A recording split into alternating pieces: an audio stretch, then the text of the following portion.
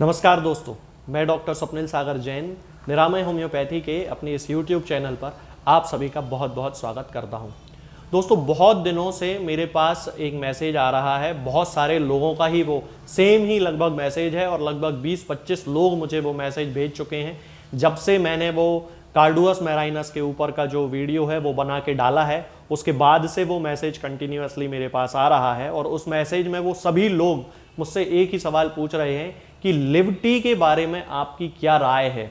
हालांकि मैं किसी भी प्रोडक्ट के ऊपर वीडियो बनाने से बहुत ज़्यादा बचता हूं, क्योंकि फिर नहीं तो ऐसा माना जाता है कि मैं उस प्रोडक्ट को स्पॉन्सर कर रहा हूं या जो भी कर रहा हूं। लेकिन अब चूंकि इतने सारे लोग मुझसे पूछ रहे हैं तो मेरी एक मोरल रिस्पॉन्सिबिलिटी भी है कि मैं आपको उस प्रोडक्ट के बारे में जानकारी उपलब्ध करवाऊं। तो आज इस वीडियो में मैं आपको लिव टी के बारे में बताने वाला हूं। ये लिव टी है, एक सिरप होता है लिवर के लिए जो होम्योपैथी में यूज़ किया जाता है। हालांकि ये पर्टिकुलर किसी कंपनी का है, आप नाम देख सकते हैं, ये SBL का आता है।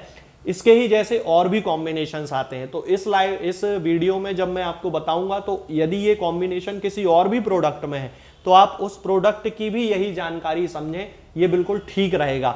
मतलब अब चूंकि दवाइयाँ तो जो इसमें मिली हुई हैं, जैसे ये दवाइयाँ लिखी हैं, तो ये जो दवाएं हैं ये सभी होम्योपैथी की ही दवाएं हैं, तो वो लगभग सेम ही रहेंगी।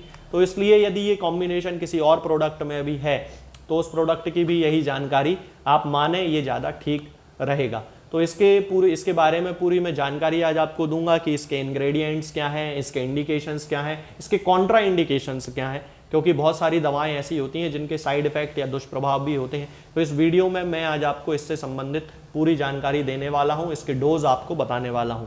चलिए दोस्तों, शुरू करते हैं। सबसे पहले मैं आपको बता देता हूं कि ये लिवर टॉनिक है एक। चूंकि मैंने वीडियो कार्डुअस मैराइनस के ऊपर डाला था, वो लिवर टॉनिक ही है। वास्तव में तो लिवर के लिए होम्योपैथी में 2-4 दवाएं हैं जो बहुत स्पेसिफिक हैं। ऐसा ही लिवर टॉनिक इस पे लिखा हुआ है कि ये लिवर टॉनिक है। इसके अलावा इसमें इसका जो कंपोजिशन है उसके बारे में मैं बता देता हूँ। इसमें कार्डुअस मैराइनस मदर टिंचर मिला हुआ है 5%, chelidonium majus 2%, mother tincture, andrographis mother tincture 5%, hydrastis mother tincture 2%, taraxacum officinale mother tincture 2%, podophyllum mother tincture 2% और इपिकैक मदर टिंचर 2%। ये इसमें मिले हुए हैं, इसके इंग्रेडिएंट्स हैं। अगर आप लोगों ने ध्यान से मेरे वीडियोस को देखा हो तो मैंने कार्डुअस मैराइनस, चैलिडोनियम मेजस और एंड्रोग्राफिस पेनिकुलेटा यानी कि कालमेघ, इन तीनों के ऊपर मैं वीडियोस बना चुका हूं और इन तीनों को ही मैंने लिवर के सबसे अच्छे टॉनिक के रूप में बताया है, क्योंकि वास्तव में ये तीनों दवाएं हमारे पूरे लिवर के फंक्शन को ठीक करती हैं। यहाँ तक कि फैटी लिवर और लिवर की जो सिरोसिस होती है, जिसमें कि लिवर खराब होने लगता है, उस कंडीशन में भी इन तीनों दवाओं का बहुत ही प्रॉमिसिंग रिजल्ट्स देखने को मिलते हैं इन तीनों दवाओं के। और कई सारे पेशेंट्स को उससे बिल्कुल मिरेक्युलस यानी कि चमत्कारिक रिजल्ट देखने को मिलते हैं। तो इन 3 दवाओं के बारे में तो मैं आपको जानकारी दे ही चुका हूं अपने वीडियोस में। इसके अलावा जो हाइड्रेस्टिस कैनाडेंसिस है, होम्योपैथिक मेडिसिनल सिस्टम में बहुत अच्छी मेडिसिन मानी जाती है बहुत सारी कंडीशंस को ठीक करने के लिए। जहां पे भी म्यूकस मेम्ब्रेन इन्वॉल्व होती है उन सारी कंडीशंस में ये हाइड्रेस्टिस कैनाडेंसिस का मदर टिंचर यूज किया जाता है। टेरेक्सिकम ऑफिसिनेल, ये भी लिवर के फंक्शंस को और इंटेस्टाइनल फंक्शन को ठीक करने के लिए बहुत अच्छी मेडिसिन है। पोडोफाइलम, ये भी अपने आप में हमारे पूरे डाइजेस्टिव सिस्टम के लिए, खास तौर से जिन लोगों को बार बार लैट्रिन जाने की इच्छा होती है, खाना खाने के तुरंत बाद जिनको लैट्रिन जाना पड़ता है, उन लोगों के लिए भी बहुत अच्छी मेडिसिन है। इपिकैक अपने आप में बहुत अच्छी मेडिसिन है। हालांकि एक बहुत ब्रॉड स्पेक्ट्रम मेडिसिन है। सर्दी खांसी से लेके पेट की समस्याओं से लेके उल्टी जैसी समस्याओं तक इसका बहुत ज़्यादा ब्रॉड स्पेक्ट्रम में, अस्थमा जैसी समस्याओं में भी इपिकैकुआना का यूज़ किया जा सकता है। तो वही इसमें भी मिली हुई है। तो ये सारे इसके जो हैं वो कंपोजिशन है। तो यदि कंपोजिशन के हिसाब से देखा जाए तो ये बहुत अच्छी मेडिसिन है अपने आप में। इसमें जो भी दवाएं मिली हुई हैं वो अपने आप में सिंगल मेडिसिन के रूप में भी बेस्ट हैं, यानी कि अगर उनको बिना किसी कंपोजिशन के भी यूज़ किया जाए तो भी वो वैसे ही रिजल्ट देंगी जो 100% रिजल्ट उनको देना है। इसके अलावा यदि हम इसके इंडिकेशंस की बात करते हैं तो इंडिकेशंस में लिखा हुआ है ये लिवर टॉनिक है, यानी कि हमारे लिवर के लिए एक टॉनिक का काम करता है। Promotes appetite and protects liver from various hepatotoxins, यानी कि ये भूख को बढ़ाता है और लिवर को खराब करने वाले जो हेपेटोटॉक्सिन्स होते हैं, जो हानिकारक पदार्थ होते हैं, उनसे लिवर को ये बचाता है। Helps improve liver health, liver की स्वास्थ्य को बढ़ाने में मदद करता है। येलोनेस ऑफ स्क्लेरा को खत्म करता है, मतलब ये कोई बहुत ज़्यादा खास नहीं है, इसका मतलब होता है पीलिया। अब वो तो यहाँ पे लिखना ज़रूरी है ऐसा बड़े बड़े भारी शब्दों में, तो ये पीलिया को खत्म करता है लिवर से ही, चूंकि यहाँ स्क्लेरा मतलब हमारी आंख का जो सफ़ेद हिस्सा होता है उसमें जब पीलापन आने लगता है तो वो इंडिकेशन होता है कि आपको पीलिया डेवलप हो रहा है।